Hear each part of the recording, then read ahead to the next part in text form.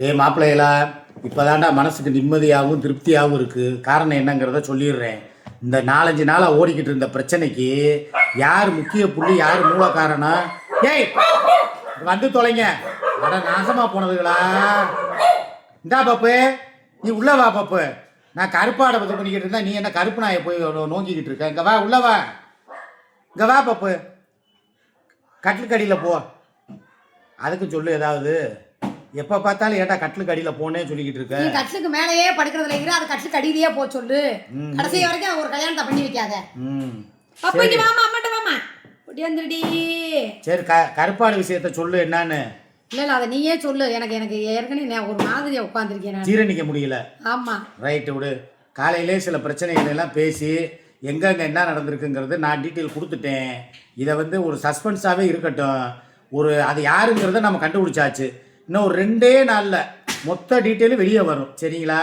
இதில் வந்து ஏகப்பட்ட பேர் வந்து உங்களுக்கு பிரச்சனை வரப்போகுது, நீங்கள் ஜெயிலுக்கு போக போகிறீங்க, அந்த அம்மா உங்களை சும்மா விடாது, ஜெயில் கன்ஃபார்ம், சென்னையில் வந்து புழலில் வந்து கழிதிங்க வாங்க அப்படின்னு சொன்னவங்க மூஞ்சியில் பூரா கரிய பூசியாச்சு. அவங்களுக்கெல்லாம் 3 நாமத்தை போட்டாச்சு, பட்ட நாமத்தை போட்டாச்சு. பிரச்சனை சால்வு, சரியா?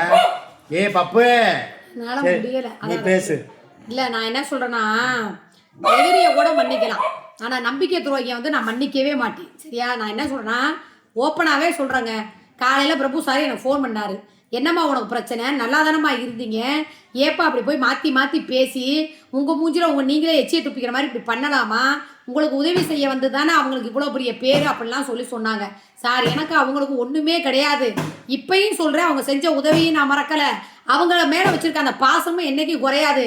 மெர்சிமாங்கிற வார்த்தை அது மாறாது சார் அப்படின்னு கிட்டத்தட்ட ஒரு 1/2 மணி நேரமாக பேசணும். சரி, இந்த பிரச்சனைக்குள்ளே இருக்கிற அந்த கருப்பாடு தான் யாருன்னா எனக்கு சத்தியமாக தெரியாது சார். அப்படின்னா நீ யாராருக்கிட்டம்மா சொன்னேன்னு சொன்னார். நான் தங்கச்சிக்கிட்ட சொன்னேன் சார் அப்படின்ச்சு. சரி, என்னம்மா சொன்னோன்னா இந்த ஸ்க்ரீன்ஷாட்லாம் நான் அனுப்பலை சார். அவளுக்கு ஆல்ரெடி எல்லாமே அவளுக்கு தான் தெரியும். இந்த பீஸ் கட்டுறதுலேருந்து கரண்ட் பில் கட்டுறதுலேருந்து நேற்று கூட சொன்னேன், அந்த மாதிரி தான். வேறு யாருக்கும் போக வாய்ப்பில்லை சார். வேறு யாருக்கிட்டையுமே நான் பேசுறது இல்லை. இந்த கிளவி பிரச்சனையிலேருந்து நான் எல்லாத்தையும் கழட்டி விட்டேன் அப்படின்னு சொல்லி பேசினேன். அதுக்கப்புறம் வந்து மெர்சிமாவும் லைனில் வந்தாங்க. எதுக்கு சூர்யா அப்படிலாம் பேசினேன் வச்ச, கோயிலுக்கு போவேன், எலுமிச்சம்பழத்தை குத்துவேன், அப்படிலாம் சொன்னியனுச்சு. நான் இப்பயும் சொல்கிறேன், மெர்சிமாவுக்கு தான் சொல்கிறேன். நான் சொன்னதை நீங்கள் எப்படி புரிஞ்சுக்கிட்டீங்கன்னு எனக்கு தெரியாது. நான் சொன்னது இந்த விஷயத்தை யாரு லீக் அவுட் பண்ணா, இந்த கருப்பாடி யாரு, 2வது லட்சக்கணக்காக செய்யும் போது கூட இவ்வளோ பிரச்சனை வரல, இந்த 10,000 ரூபாய்க்கு போயா இவ்வளோ பெரிய பிரச்சனை அப்படிங்கிறனால நான் என்ன சொன்னேன், அந்த உண்மையை நான் சொன்னது நான் தான் சொல்லியிருக்கேன். அதாவது சொன்னேன்னா ஆமான்னு சொல்லிட்டேன். நான் இவர் என்ன சொன்னாலும் சரி, நான் என் நகைச்சிக்கிட்ட சொல்லுவேன். இந்த என்னையை தாண்டி அவளை தாண்டி அதுக்குள்ளே கருப்பாடி யாருன்னு எனக்கு தெரியாது. நான் போய் குத்துறது இப்பயும் சொல்கிறேன், குத்துறது தான். ஏன்னா இந்த விஷயத்த ஆனா அது அவங்களுக்கு படிக்காது. 100% தங்கச்சிக்கு படிக்கவே படிக்காது. நல்லதுதான் பண்ணிருக்கு. அவங்களுக்கு தெரிஞ்சிருக்கு. நிறைய வாட்டி என்னையும் அலர்ட் பண்ணாங்க, சூர்யா நம்பாதன்னாங்க. அடப்போ அந்த அம்மா எப்பவுமே இப்படித்தான் பேசும் அப்படின்ட்டு நான் விட்டுட்டேன்.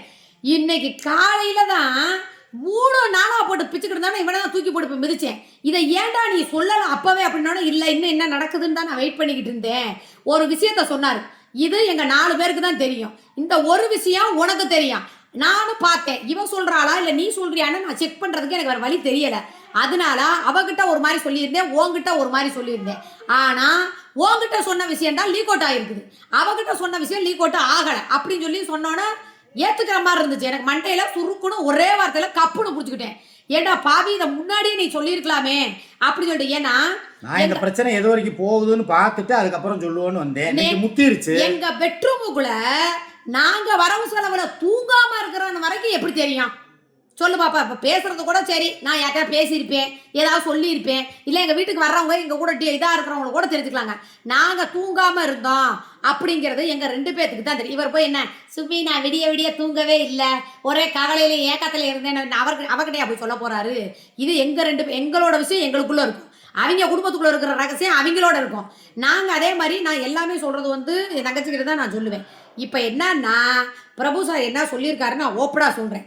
கம்ப்ளைண்ட் அதெல்லாம் அப்படியே இதா இருக்கட்டும், அமைதியா இருக்கட்டும். எதுக்கு அந்த விஷயம்லாம் நம்ம சொல்ல வேண்டியதே இல்லை. அதனால நான் என்ன சொல்றேன், எல்லாத்தையும் பேசக்கூடாது, பேச வேண்டியதை மட்டும் பேசு. கருப்பாடை வந்து கண்டுபிடிக்க போறாங்களா? ஆனா நான் கண்டுபிடிச்சிட்டேன்.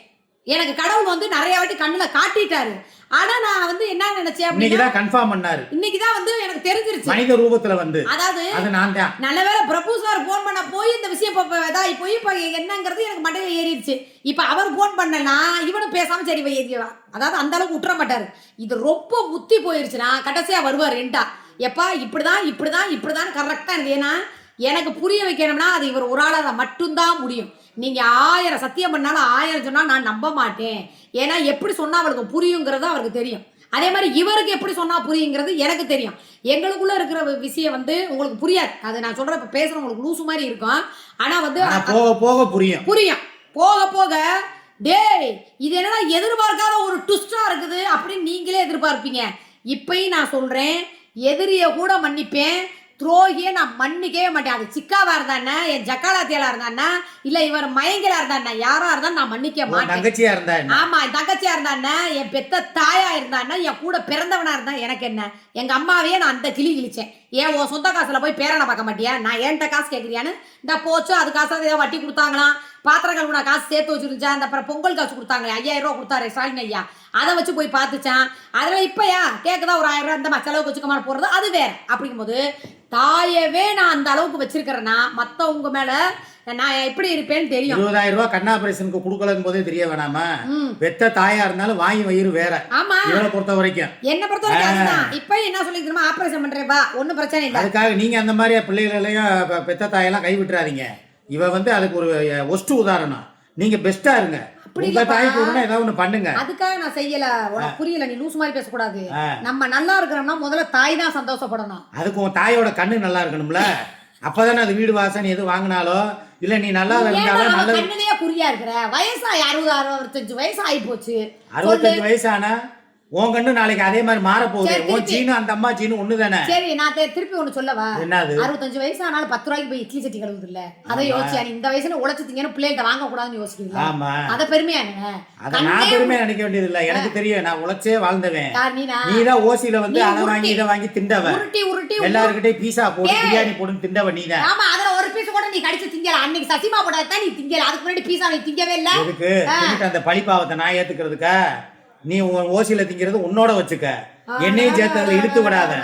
யாருக்கிட்டையும் நான் வாங்கி தின்னு பழக்கமே கிடையாது. ஓசியில நாட்டுக்கோழி திங்கல, வஞ்சர மீன் திங்கல, ஆட்டுக்கால் பாய கோவை கார்த்திகை போட்டப்ப நல்லா சுலுப்பு சுலுப்பு சுலுப்பு சுலுப்பு தின்னி. அது எந்த வாயி? அது ஏன் ஃபேன்ஸ் போட்டது, ஏன் மாப்பிள்ளைங்க, ஏன் தம்பிங்க போட்டதை நான் திப்பேன். ஆமா, அதை நீ புடுங்கி திங்கிறவ. நீ வந்து யாரு பீஸா போட்டு நீ திங்கவே இல்ல, தின்னுபிட்டு சமீபத்துல திங்கல. சரி மேட்ருக்கு வா, அதெல்லாம் முக்கியமா? என்னை விட்டினா நான் அப்புறம் எல்லாத்தையும் பேசிடுவேன். என் வாய் எனக்கு மனசுக்குள்ள இருக்கிறதெல்லாம் வந்துடும். நீயே பேசி மனசுக்குள்ள உள்ளதை மனசுக்குள்ளே வச்சுக்க. இந்த பிரச்சனையை இதோட முற்றுப்புள்ளி வச்சாச்சு. நான் வந்து என் தங்கச்சி கிட்ட என்ன பேசல. என் தங்கச்சி கிட்ட மாத்திரம் அந்த உண்மை ரகசியத்தை நான் சொல்லுவேன். இவகிட்ட சொன்ன உடனே இவ புரிஞ்சுக்கிட்டான். இதே மாதிரி என் தங்கச்சிக்கே அந்த விஷயம் தெரிஞ்சிச்சுன்னா இந்த பிரச்சனை மொத்தத்துக்கே ஸ்டாப் ஆயிடும். ஏன்னா அவங்களுடைய எண்ணம் என்ன, எப்பா பிரச்சனை எப்படி போய்கிட்டு இருக்கு, இது எங்க இருந்து. மெர்சிமா, இந்த இடத்துல உங்ககிட்ட ஒரு விஷயம் சொல்றேன். நீங்க நிறைய வாட்டி எனக்கு சொன்னீங்க, சூர்யா இப்படி நடக்குது இப்படி நடக்குது, இப்படி இருந்துக்கா அப்படி இருந்துக்கன்னு நீங்க சொன்னீங்க. ஸ்லீப்பர் செல் கூடவே இருக்கு. நீங்க சொன்னது வந்து எனக்கு மண்டையில ஏறுற மாதிரி சொல்லல, புரியுற மாதிரி சொல்லல. உங்களுக்கு அது நீங்க சொன்னீங்க, ஆனா அதை ஏத்துக்கிற மாதிரி இல்லை. ஆனா இவர் சொன்னார்னா அவர் எப்ப சொல்லணும், எப்படி சொல்லணும், அவ என்ன மூடுல இருக்கும் போது சொல்லணும்னு இவருக்கு தெரியும். இந்த விஷயத்தை இவர்கிட்ட சொல்லியிருந்தீங்கன்னா இவர் எனக்கு புரியுற மாதிரி சொல்லியிருப்பார். நீங்க என்கிட்ட சொன்னதுனாலதான் இந்த அம்மா பொறாமையில சொல்லுது, அப்படி சொல்லுது இப்படி சொல்லுதுன்னு சொல்லி நானும் வந்து ஒரு இதுல வேண்டாம். ஏன்னா இது ஏன்னா நம்ம காலைல என்ன பேசணுங்கிறத நமக்குள்ளேயே இருந்துட்டு போட்டோம், வேண்டாம் வெளியே கொண்டுட்டு வர வேணாம். அந்த கருப்பாடு யாருங்கிறத கூடிய சீக்கிரம் நானே சொல்லுவேன். சூர்யா என்ன இப்படி 2 நாள்ல எல்லாமே மாறி போச்சுங்கிறீங்க, 2 நொடியில மாத்தி விட்டான்டா. என்னைய மண்டையில கொட்டாம கொட்டி எல்லாத்தையும் சொல்லிட்டான்டா. டுஸ்ட் ஒண்ணு வச்சு விட்டான்டா. இதுதான் டுஸ்ட். இந்த என்னமோ ஒண்ணு போடுவாங்களே, அட அந்த காவல்துறை அதிகாரம் ஒரு பிளான் போடுவாங்களேங்க, அதுக்கு என்னமோ அதுக்கு பேர் என்ன சொல்லுவாங்க, 2.0 ஆபரேஷன் நம்பர் ஆபரேஷன் இப்படி சொல்லுவாங்கல்ல, ஆபரேஷன் மெர்சிமா 2.0. ஆமா, அப்படிங்கிற மாதிரி இவன் என்ன பண்ணிக்கிட்டே சிரிச்சுக்கிட்டே இருக்கிறான்டா. என்னடா அவ்வளவு பிரச்சனை ஓடிக்கிட்டு இருக்கு, இவன் ஏன் கூப்பிட்ட மாதிரி சிரிச்சுக்கிட்டு இருக்கான்? சூர்யா தான் சொன்னான், சத்தியமா அவதான் சொன்னாங்க போது தூக்கி போட்டு அடிக்கிறேன் மிதிக்கிறேன் புழக்கிறேன். ஆனா என்னைய தான் சொல்றேன், இப்படி சொல்ல மாட்டானே இவன். என்ன இவங்க அம்மாவை தூக்கி வச்சுக்கிட்டு சத்தியம் பண்ணி சொல்றான்னு சொன்னது நான் தான் சொல்றேன்ல. ஆமா, நான் என் தங்கச்சி கிட்ட சொன்னது உண்மை, நான் சொல்ல மாட்டேன் சொல்ல. ஆனா ஸ்கிரீன் ஷாட்லாம் சொல்ல வாயில சொன்னேன். இவ்வளவு ரூபா ஹாஸ்பிட்டலுக்கு செலவாயிருக்கும் கூட நீங்க கூட கேட்டீங்க. அவன் இவ்வளவு ஆச்சுங்கிறேன் அவளா ஆச்சுங்கிறேன் என்னக்கான்னு போட்டது என்னங்கிறது ஸ்கிரீன்ஷாட்டே என்கிட்ட காமிச்சாரு. அது எவ்வளவு நான் சொல்ல மாட்டேன். ஏன்னா அதுக்காண்டி எல்லாத்தையும் உங்ககிட்ட சொல்லிட்டு அப்புறம் நாங்க எதுக்கு இருக்கிறோம் அதை தவிர வேற ஒரு விஷயம் அதுல இருந்துச்சு. ஆமா, வேற ஒரு விஷயம். இவங்க 4 பேருக்கு தெரிஞ்ச விஷயம் எனக்கு தெரியாது. 4 பேருக்கு இல்ல, 3 பேருக்கு. உனக்கு எனக்கு இல்லடா, ஓ வீட்ல சொல்றேன். அவங்களுக்கு 4, இவங்க குடும்பத்துல 4 பேருக்கு தெரிஞ்ச விஷயம் வேற, எனக்கு மட்டும் தெரிஞ்ச விஷயம் வேற, மெர்சிமாக்கு தெரிஞ்ச விஷயம் வேற. ஆனா இப்பத்தான் உண்மை என்னங்கிறது எனக்கே தெரிய வந்துச்சு. கருப்பாடி யாருன்னு நான் தான் சொல்றேன்ல, நான் கும்பிடுறேன் எங்க அப்பே முருகன். எனக்கு துரோகம் பண்ணாங்கன்னா கண்டிப்பா காட்டி கொடுத்துருவாங்க. நிறைய வாட்டி காட்டுனாரு. என் மரமண்ட புத்தியில எனக்கு ஏறல, இப்பத்தான் ஏறி இருக்கு. ஏன்னா கூட இருந்து துரோகம் பண்ணும்போது கடவுள் எப்படின்னா முருகா முருகா முருகான்னு இருக்கிறேன், காட்டாம இருப்பாருந்தா இவனையே காவு வாங்குது. அப்ப அப்படி இருக்க வாழ்க்கை கொடுத்து என்னை இந்த அளவுக்கு வச்சிருக்கிறவனுக்கே காட்டுது, அப்பப்ப அவன் குடும்பத்தையே காட்டுது. அப்ப கூட தள்ளி இருக்கு துரோகம் பண்ணா காட்டாம இருக்குமா? கருப்பாடி யாருன்னு சொன்னா அன்னைக்குதான் உங்களுக்கு நெஞ்சு வலி வெடிச்சு நெஞ்சு வலியே வரும். சரியா? உண்மையாலுமே இதுதான் அந்த கருப்பாடான்னு நீங்க நினைப்பீங்க. நீங்களாம் யூகிக்க கூட முடியாது. சத்தியமா யாருமே யூகிக்க மாட்டீங்க. ஆனா யூகிப்பீங்க, கண்டிப்பா சொல்றேன். கொஞ்சம் வெயிட் பண்ணுங்க, மெதுவாவே சொல்லுவோம். சரியா? கண்டிப்பா. ரெண்டாவது வந்து இந்த விஷயத்தை இதோட அந்த அம்மா மேல நீ வந்து தப்பான அபிப்பிராயத்தை எல்லாம் மாத்திரு. இல்ல இல்ல, இதோட முடிஞ்சு போச்சு. அவங்க நிறைய புத்தி தான் சொன்னாங்க. சாரி கூட கேட்ரு, ஒரு பிரச்சனை இல்ல. மெர்சிமா, நீங்க சொன்னதை நான் தான் புரிஞ்சுக்கல. உடனே நீங்க எல்லாரும் வருவீங்க, அவங்க வந்து கம்ப்ளைண்ட் கொடுக்கவும் பயந்துட்டேன். அந்த அளவுக்கு ஈவு இறக்கம் இல்லாத அளவுக்குலாம் அவங்கள கிடையாது. கூட இருக்கான் பத்தியா ஒரு உள்ளே, அவன் தான் அந்த அம்மாவை அப்படியே நீலாம்பரி ரேஞ்சுக்கு. ஏண்டா 4 நாள் பழகின இவனே இவ்வளவு போடு போடுறானே. நாங்க கிட்டத்தட்ட 2 வருஷம் அந்த அம்மாட்ட பழகி இருக்கோம். நீ நேர்ல பாத்துருக்கோம், காசை வாங்கி சாப்பிட்டுருக்கோம். ரெண்டாவது அவங்க கேரக்டர் நினைந்து இருக்கு. மெர்சிமா கேரக்டர் வந்து நீங்க நினைக்கிறாங்கல்ல இப்ப நீலாம்பரி மாதிரி பேசுறாங்க, இந்த கேரக்டர் அவங்க கிடையாது. சரியா? அவங்க ஆத்திரமும் கோபமும், ஆனா அவங்க அறியாமலே பேசிடுவாங்க. அதுக்கப்புறம் ஆனா மனசு வந்து ரொம்ப சாதாரண மனசு தான். காலைல கூட பேசும்போது கூட என்னை இப்படி பேசிட்டா சூர்யா, அப்படி பேசிட்டான்னு. நான் இப்பயும் சொல்றேன் மெர்சிமா, நீங்க வந்து நல்லவேளை என் வீட்டுக்கு வர வைக்கலங்கிற வார்த்தை எங்களை ரொம்ப பாதிச்சிச்சு. சரி, அதெல்லாம் ஆத்திரத்துல ஒரு வார்த்தை முன்னப்புனா நம்ம 4 வார்த்தை முன்னப்புனா பேசியிருக்கோம். இரியா, அதனாலதான் நீங்க கூட கிளவியாவோட ஆளா இருக்கலாம். எங்க வீட்டுக்கு கொஞ்சம் கேமரா சிப்பின்னு நான் சொல்ல போச்சேன். ஏன்னா என்னைய பத்தி உங்களுக்கு தெரியும். நீங்க ஒண்ணு சொன்னீங்கன்னா அதுக்கு தகுந்த மாதிரி தான் நானும் பேசுவேன். நீங்க அன்பா கொடுத்தா நான் அன்பா கொடுப்பேன். நீங்க பேசுற நான் முந்தானா லைவ்ல சொன்னதுதான்ப்பா. நம்ம நாளைக்கு ஒரு நல்ல விசேஷம் வச்சு ஒரு வீடு கட்டுறோம், ஒரு வாசல் வாங்குறோம் அப்படின்னா வந்து அந்த அம்மாவை தான் கூப்பிட்டு குத்துவிளை கேட்ட வைக்கணும்னு சொன்னீல. நைட்டு கூட என்ன சொன்னேன், ஒரு வீடு கட்டினா கூட விளக்கேத்துறதுக்கு அவங்க தான்ப்பா வரணும்னு சொல்லி சொன்னமா சொல்லலையா? இப்பயும் சொல்றேன், என் தங்கச்சி கையால சத்தியமா சொல்றேன், என் 2 புள்ள மேல சத்தியமா சொல்றேன். நேத்து நைட்டு சண்டை ஓடுது, பிரச்சனை ஓடுது. லைவ் முடிச்சோன்னா நான் பேசுறேன். எப்ப நாளைக்கு ஒரு வீடே வாங்கினாலும் மெர்சிமாவை கூப்பிட்டு தான் நீங்க உடனே இது ஐஸ் தாஜா எனக்கு அப்பெல்லாம் வைக்க வேண்டிய அவசியம்லாம் கிடையாது. விளக்கேத்துறது முதல்ல மெர்சிமாவை கூப்பிட்டு தான்ப்பா விளக்கேத்தணும் அப்படின்னு சொன்னவ. ஏன் தெரியுமா? பிரபுசாரையும் கூப்பிடணும். இல்ல, எங்க கஷ்டத்துல எல்லாரும் வந்து வர்றப்ப பயந்த இடத்துல நான் இருக்கேன்னு வந்து நின்னது அந்த அம்மா. அவங்க அதுக்காக தான் அந்த அம்மாவுக்கு மரியாதை. வெளியே இருந்தா கிளவி என்ன புடிங்கிருவாளான்னு சொல்லி அந்த பிரபுசாரும் மெர்சிமாவும் நாங்க 2 பேரும் நிக்கிறோமேன்னு சொல்லி இவங்க மயம் பிரச்சனையிலும் சரி மத்த பிரச்சனையும் சரி இறங்கி வந்துச்சு. அந்த அம்மா உதவி பண்ணுச்சா? அப்ப அந்த நன்றியை நாங்க மறக்கலாமா? அதனாலதான் நான் சொல்றேன், அவங்க சொன்னதை வந்து நான் புரிஞ்சுக்கல, இப்ப புரிஞ்சுக்கிட்டேன். நான் உண்மையாவே மனசார சொல்றேன். உங்களை நிறைய நான் பேசியிருக்கேன், நிறைய திட்டிவிட்டேன், நிறைய தாக்கி விட்டுருக்கேன். முருகன் மேல சத்தியமா சொல்றேன், நான் உணர்ந்துட்டேன். அது இப்ப இவர் சொன்ன ஒரு வார்த்தைக்காக உணர்ந்துட்டேன். எல்லாரும் மன்னிப்புன்னு கேட்டாங்க. நான் வாழ்க்கையில வந்து நான் என்னைக்கும் மன்னிப்பு இது பண்ண மாட்டேன். ஆனா அது சரி அப்படின்னு என் மனசுக்கு பட்டுச்சுன்னா நான் மன்னிப்பு கேட்பேன். உங்ககிட்ட வந்து நான் நிறைய பேசிட்டேன், மன்னிச்சுக்கங்க. இதை நீங்க கேஸ் போடுவீங்க என்னை ஜெயிலு, அதுக்காக கிடையாது. என் மனசாச்சு இந்த அளவுக்கு சொல்லி நம்ம புரியாம அவங்கள போய் இப்படி பேசிட்டோமே அப்படிங்கிறதுக்காக தான். தயவு செஞ்சு பிரபண்ணா நீங்களும் மன்னிச்சுக்கோங்க, மெர்சிமா நீங்களும் மன்னிச்சுக்கோங்க. நான் ரொம்ப பேசிட்டேன், தப்பு தான், மன்னிச்சுக்கோங்க. கருப்பாடி யாருன்னு கடவுளே காட்டி கொடுத்துட்டாரு, நான் புரிஞ்சுக்கிட்டேன். இனிமேல் எப்படி இருக்குமோ அப்படி இருந்துக்கிட்டேன்.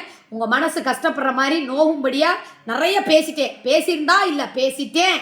அதனால் என்னை தயவு செஞ்சு மன்னிச்சுக்கோங்க. எப்பவும் போல நீங்கள் எனக்கு அக்கா தான், நான் உங்களுக்கு தங்கச்சினா அவர் எப்பவுமே உங்களுக்கு அண்ணன் தான். சரிங்களா? உங்கள் நட்பு இந்த பாசமும் என்னைக்கும் அந்த முனியத்தில் 2 பேரும் கடைசி வரைக்கும் இதே வாழ்க்கையிலேயே ரொம்ப நாள் கழிச்சு இன்னைக்கு மன்னிப்பு கேட்டிருக்காங்க. கண்டிப்பா. இது வரைக்கும் நானே பல தடவை எத்தனையோ தடவை சொல்லியிருக்கேன், எப்பா இந்த பிரச்சனைக்கு முற்றுப்புள்ளி வைக்கணும்னா அவங்கள்ட்ட மன்னிப்பு கேட்டிருப்பா. நான் கேட்க வைக்கிறேன்லாம் சொன்னேன், அப்பெல்லாம் அவளுக்கு தோணலை. ஆனால் இப்போ ஒரு சில அதிர்ச்சியான விஷயங்களை நான் சொன்ன உடனே தான் அவளுக்காக தோணுது. யாருமே எதிர்பார்த்திருக்க மாட்டாங்க தெரியுமா? இல்ல இல்ல, வேற மாதிரி போய் பிரச்சனை காலில் கூட விழுந்து நான் மன்னிப்பு கேட்பேன். சரியா? அதனால வந்து ஏன்னா அவங்க நிறைய செஞ்சிருக்காங்க, என்னைய விட இவங்களுக்கு தான் செஞ்சிருக்காங்க. இருந்தாலும் எனக்கு சொல்லி புரிய வைக்கும் போது நான் புரியாம இன்னைக்கு பட்ட அனுபவிச்சு உட்காந்துருக்கேன் பார்த்தீங்களா? அதை நினைச்சு நான் ஃபீல் பண்றேன். ஐயோ அவங்க சொல்றப்ப நம்ம கேட்டிருந்தா கூட நம்ம அலர்ட்டா இருந்திருக்கலாமே. அதாவது இந்த இந்த குளம் உடைஞ்சு போய் போய் அணை போடணும்னா முடியுமா? அவங்க அணை உடையறதுக்கு முன்னாடியே சொல்றாங்க அணைய போடு அணைய போடு அணைய போடுனாங்க. இந்த அம்மா என்ன சொல்றது, நம்ம என்ன கேட்கறதுன்னு சொல்லி. ஆனா இவ்வளவு பெரிய பிரச்சனை வந்துதான் இதுல ஒரு இது வரணும் அப்படிங்கும்போது சாரி மெர்சிமா, உண்மையுமே சொல்றேன். நான் பயத்துக்கல, இவங்க என்ன வேணாலும் பேசிட்டு போட்டோம் சரிங்களா, அதை பத்தி நான் கவலையே படல. உங்ககிட்ட மன்னிப்பு கேட்கறதுல ஒன்றும் தப்பே கிடையாது. ஏன்னா எனக்கு அவ்வளோ ஆத்திரம் கோவம் வந்துச்சு. நான் இப்பயும் சொல்றேன், நீங்க பேசுறது பேசாதெல்லாம் உங்களோட விருப்பம், செய்யறது செய்யாத உங்களோட விருப்பம். நான் பேசுனது உங்க மனசை ரொம்ப நோகடிச்சிருக்கும், நிறைய நோகடிச்சிருக்கும். ஏன்னா நானே பேசியிருக்க கூடாது. தெரியாதவங்க பேசுறது வேற, வாங்கி சாப்பிடாதவங்க பேசுறது வேற. ஆனா நான் பேசியிருக்க கூடாது. ஒரு நேரம் சோறு நான் சாப்பிட்டுருக்கல, என் குணத்தை மாத்திட்டேன் பார்த்தீங்களா. எப்பவுமே உங்களுக்கு சப்போர்ட்டா பேசுறேன்னா ஒரு நிமிஷத்துல ஒரு நொடியில உங்களை வந்து அப்படி தூக்கி எரிஞ்சு பேசியிருக்க கூடாது. பேசிட்டேன். பிரபண்ணே நீங்களும் வந்து மன்னிச்சுக்கோங்க, மெர்சிமா நீங்களும் மன்னிச்சுக்கோங்க. இது மனசார காலையில என் முருகன் மேல ஆணையா, தூண்டில் கருப்பு மேல சத்தியமா, பாண்டி மேல ஆணையா, பிடாரி மேல ஆணையா சொல்றேன், மன்னிச்சுக்கோங்க கண்டிப்பா. ஆனா எலுமிச்சம்பழம் குத்துறது தான். இவ்வளவு பெரிய துரோகத்தை செஞ்சாங்க பார்த்தீங்களா, அவங்களுக்கு அது கண்டிப்பா கேட்கும். நீங்க நல்லதுதான் நினைச்சிருக்கீங்க, அதனால உங்களுக்கு இது கேட்க வாய்ப்பில்லை. இப்பயும் சொல்றேன், குத்துவேன், குத்தாம விட மாட்டேன், குத்துவேன். ஏன்னா நம்பிக்கை துரோகம் செய்யறத நான் ஏத்துக்கவே மாட்டேன். எனக்கு காலையில இருந்து இவர் சொன்னதுல இருந்து எனக்கு நெஞ்செல்லாம் சத்தியமா சொல்றேங்க படபடன்னு வருது, பேச வர மாட்டேங்குது, மூச்சு விட முடியல. ஏன்னா அவ்வளவு பெரிய ஒரு பெரிய விஷயம். இவர் உருட்டுவார், இவன் பிரார்காரன் சொல்லி இவன் பேச நான் நம்ப மாட்டேன். ஆனா இப்படி இவங்களா அப்படிங்கிற மாதிரி நினைக்கும் போது எனக்கு ரொம்ப இதா இருக்குது. அதனால மன்னிச்சுக்கங்க மெர்சிமா, திருப்பி நான் சொல்றேன், இதோட நீங்க வாட்டுக்கு நீங்க உங்க நடிப்பு இருக்கு, இந்த நடிச்சாதான் உங்களுக்கு சோறு இல்லை, எங்களுக்கு பேசினா தான் சோறு. நீங்க இருக்கிற காசுக்கு இன்னும் 10 பேரை வேலைக்கு போட்டு கூட நீங்க ராணி மாதிரி கால் மேல கால் போட்டு உட்காந்து சாப்பிடலாம். எனக்கு எமோஷனலாக தான் நான் பேசுனேன், ஒழிச்சு மனசு இருந்து நான் இப்பயும் சொல்றேன், கடவுள் மேலாலேயே மனசுல இருந்து நான் பேசல, உதட்டுல தான் நான் பேசுறேன். அதனால ஏதாவது தப்பா பேசி உங்க மனசு நோகி இருந்தா மன்னிச்சுக்கங்க மெர்சிமா. நன்றி.